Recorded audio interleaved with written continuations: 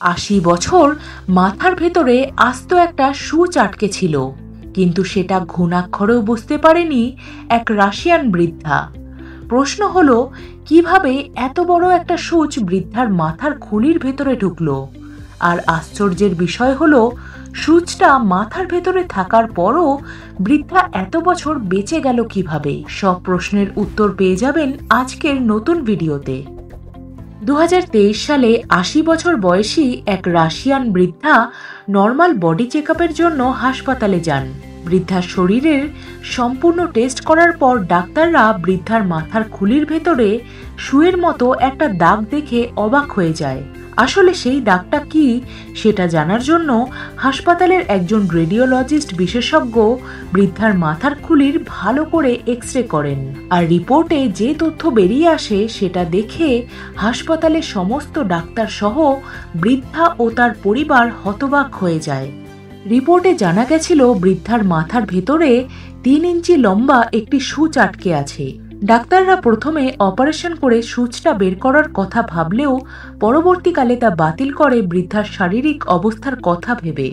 Medical test থেকে এটা জানা যায় যে বৃদ্ধাটি যখন নবজাতক অবস্থায় ছিল তখন কেউ তার মাথার ফন্টানেল অংশে সূচটি ঢুকিয়ে দিয়েছিল। আর এই ফন্টানেল অংশটি শৈশব অবস্থায় অপরিণত এবং নরম থাকে, ফলে সেই অংশে যদি কোনো সূচ ঢুকিয়ে দেওয়া হয় শৈশবে, শিশুটির বড় হওয়ার সাথে সাথে ফন্টানেল অংশটিরও বৃদ্ধি হতে থাকে এবং সূচটি আরও চেপে বসতে শুরু করে মাথার ভেতরে, যার ফলে শিশুটির একসময় মৃত্যু হয়ে যেত। কিন্তু সৌভাগ্যবশত 80 বছর বয়সী বৃদ্ধার বাম প্যারিটাল লোবে সূচটি দীর্ঘ বছর ধরে আটকে ছিল। আর মিরাকেলের মতো বৃদ্ধার সূচটির জন্য কোনো রকম ক্ষতিও হয়নি। কিন্তু কে বা কারা বৃদ্ধার মাথায় তার নবজাতককালে সূচটি ঢুকিয়েছিল? দ্বিতীয় বিশ্বযুদ্ধের সময় রাশিয়ার আর্থিক অবস্থা অনেক খারাপ হয়ে গেছিল।